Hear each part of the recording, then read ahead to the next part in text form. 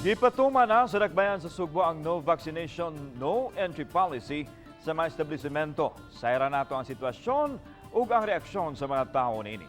Anay report.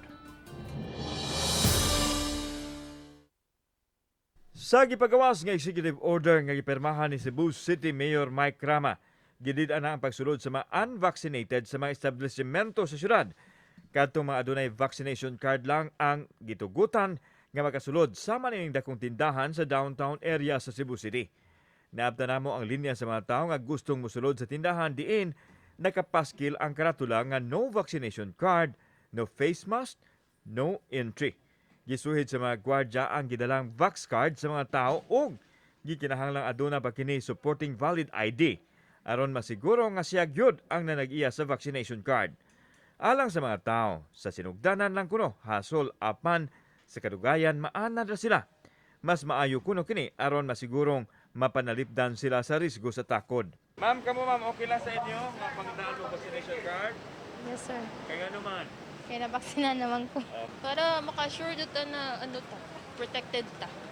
Samtang aduna usay na dismaya sa patakaran kay ang ubang establishmento wa man kaayo masayod sa iyo sa mayor. Sama nining inahan ug anak nga gibalibaran kuno sa usa ka fast food chain nga ilang gustong sudlan kay nagdala kini og bata. Gipasabot sa inahan nga fully vaccinated na siya ug ang iyang anak nga 12 anyos.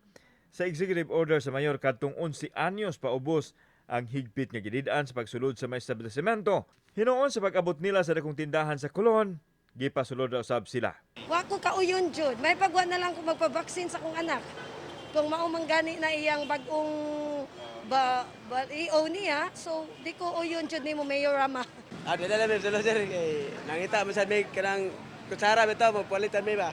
Sa mga taong gusto mosulod sa mga establishmento sa Cebu City, andaman ang daan ang vaccination card ug ang valid ID aron dili malangan sa pagsulod.